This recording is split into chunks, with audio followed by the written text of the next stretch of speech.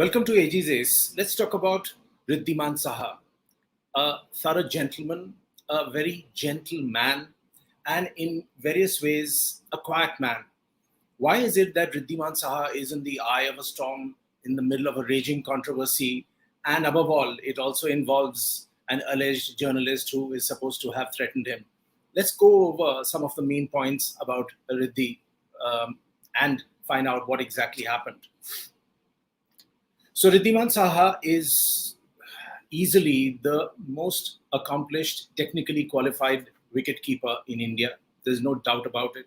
What has led him down in his career is his batting, and we'll come to that later. But it has cost him. I feel he has been boxed between two very different wicketkeeper batsmen, but they are quite powerful figures. One is, of course, MS Dhoni, and the other one is Rishabh Pant, who was criticized initially for his poor wicket-keeping skills, but he has really worked on it.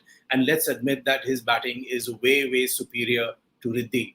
No wonder Rishabh Pant has cemented his position. As long as Dhoni was there, of course, Wriddhi was again in the shadows, playing a 2IC to Dhoni, and that has been a bit of a tragedy for Wriddhi Saha. Did that impact his batting?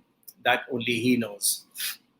But coming to the main controversy, it all started when Wriddhi Saha tweeted and gave an interview also to a sports website, saying that after the South Africa tour got over, coach Rahul Dravid told him, Wriddhi had a chat with him, and Rahul made it very clear in his own honest way that at the age of 37, maybe you should think about retirement. I don't see much of a future for you in the test team. He was already out of the ODI team for quite a long time. In fact, he's played only 9 ODIs compared to 40 test matches. So Rahul Dravid, according to me, played with a straight bat. He had an honest chat. What did Wriddhi do? Wriddhi leaked that chat to the press. And he also gave an interview. He said that on social media, that the way this was put to me wasn't right. He also mentioned Saurav Ganguly, who has been his great supporter, and he calls him Dadi. So he says, after the Kanpur test, I was told by Dadi. In fact, I got a WhatsApp from Saurav Ganguly, and Saurav Ganguly said that as long as I'm here, nothing will happen to you. Now, these things are said, of course, in support, but Wriddhi again had no qualms in leaking that to the public. Rahul Dravid came back pretty strongly. He said in a press conference that when he was, of course, asked about Wriddhi, that, see, I don't expect people to like me. I'm doing my job. And if someone is coming to me who's a senior and asking about their future, I have to be honest to him. And I was honest to Wriddhi, and I said what I felt was the right thing. Now, I feel Rahul Dravid was absolutely right. In fact, at age 37, with the kind of batting average Wriddhi Saha has, he obviously doesn't have much of a future in the Indian cricket team. The young talent has come in, the young blood has rolled in, and that's how the situation is, and Wriddhi has to accept that. But he's obviously very, very upset, which one can understand.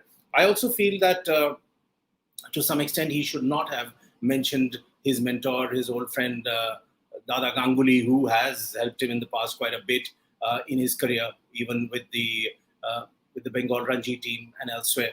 So these were two strange calls that Wriddhi did, obviously coming from a man who is very, very upset. Now, let's come to the most juicy part, which people know by now, that Wriddhi mentioned that he got 2 text messages from an alleged journalist. The first one was a straightforward request that, hey, I want to interview you, be on my show, and I want to chat with you. I can even help you.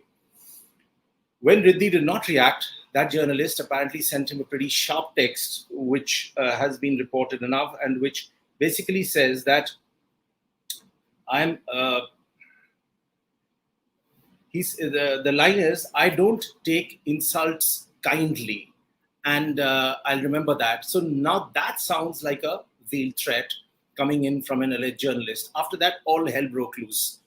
Wriddhi was asked by Virender Sehwag, by Harbhajan Singh, by Ravi Shastri and Venkatesh Prasad, quite a few other former cricketers, saying that you name the journalist and we will ensure that he's completely boycotted. The BCCI also stepped in on that, and statements came out from Jay Shah's office saying that the BCCI would be speaking to him formally. They would want to know who's the journalist who threatened him. Even under a lot of pressure coming in from the former journalists, Wriddhi Saha has not named that journalist, although apparently the whole world knows who that alleged journalist is. His photograph, his name has been splashed all over social media. So it's not a secret. It is still alleged because Wriddhi has not named that person, but everyone knows who that person is. The kind of language, the kind of attack that was made on Wriddhi is absolutely wrong. No journalist worth his salt should ever text anybody, particularly a sports person, and threaten him, because it is a veiled threat. In fact, it is an open threat that I'll remember that. Journalists don't talk like that. Now, the main point is that will Wriddhi name this person going into the investigation? The second point also is that the BCCI will hold a probe, but if Wriddhi backs out, then there is not going to be a probe at all, which is strange, which is sad. Now, Wriddhi, in his own defense, says that the guy from background I come from, my parents told me not to hit out at people, and if I name the journo, then, well, it can cost him his career. Wriddhi had no qualms in naming either Rahul Dravid or Saurav Ganguly for that matter, and they were private chats. So that I find pretty strange. Winding this up, Wriddhi has played 40 test matches. He has scored only 1,353 runs. He has an average of 29.41, which is quite poor. He's played only 9 ODIs and scored 41 runs at an average of just a little over 13.5, which again is low. Where the IPL is concerned, his high point was in 2014 when playing for Kings 11 Punjab. He hit 100 in the final. Kings 11 Punjab still lost that match for no fault of Wriddhi, and he will now play for the Gujarat Titans. But I just feel that somewhere along the line, BCCI needs to handle these senior cricketers a little better.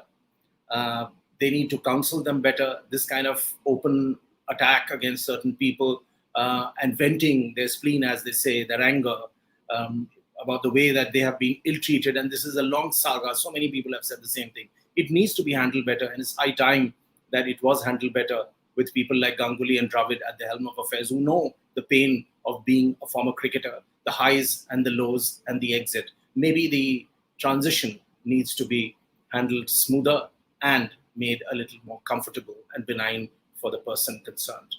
Thanks for watching AGZs.